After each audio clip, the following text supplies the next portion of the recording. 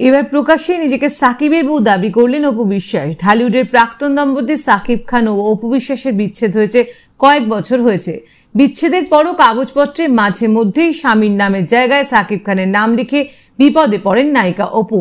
তবে এবার প্রকাশ্যেই সাকিবের স্ত্রী হিসেবে নিজেকে দাবি করলেন এই অভিনেত্রী। সম্প্রতি সাকিবের চলচ্চিত্র ক্যারিয়ারের 25 বছর পূর্তি হয়। এ উপলক্ষে বিভিন্ন গণমাধ্যমে নানা আয়োজন ছিল। গণমাধ্যমে সাকিবকে নিয়ে করা প্রতিবেদনের ছবি পোস্ট করে অপু বিশ্বাস লিখেছেন, 72টি ছবি, কোটি টাকার কাবিন, ওয়াইফ এবং সন্তান আব্রাহাম খান জয়। এরপর সাকিব খানকে উদ্দেশ্য করে লিখেছেন, অনেক শুভেচ্ছা বাবুর বাবা।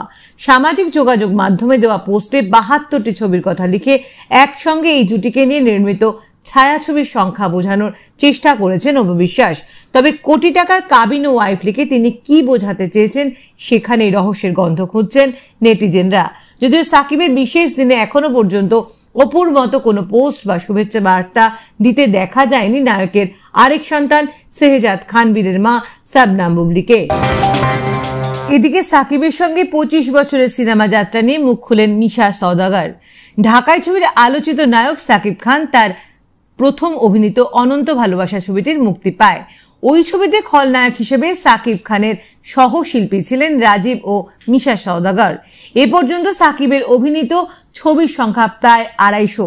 সাকিবের সঙ্গে খলনায়ক হিসেবে বেশিরভাগ ছবিরই সহশিল্পী মিশা সওদাগর। সাকিবের সঙ্গে মিশার অভিনীত ছবির সংখ্যা 200-র কাছাকাছি। সাকিব খানের সাম্প্রতিক সিনেমা তুফানেও সহশিল্পী আছেন মিশা সওদাগর। চলচ্চিত্রের নায়ক হিসেবে সাকিব খানের সফলতার 25 বছরের অর্জন সামনে রেখে তার সঙ্গে কাজের অভিজ্ঞতা তুলে ধরে বুধবার দুপুরে মিশা সওদাগর তার ফেসবুক ভেরিফাইড আইডিতে একটি স্ট্যাটাস দিয়েছেন।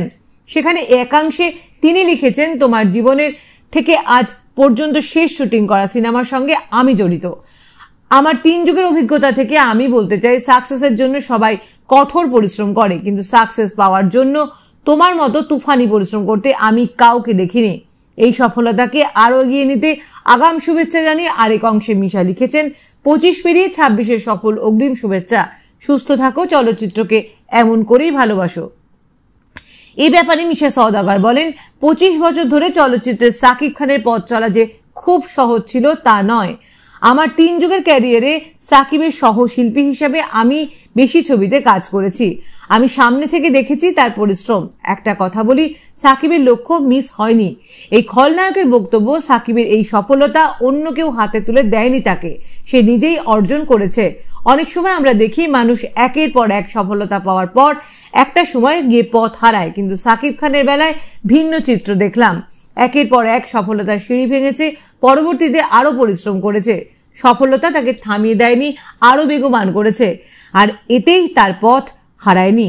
একেই বলে নায়ক, একেই বলে সাকিব খান।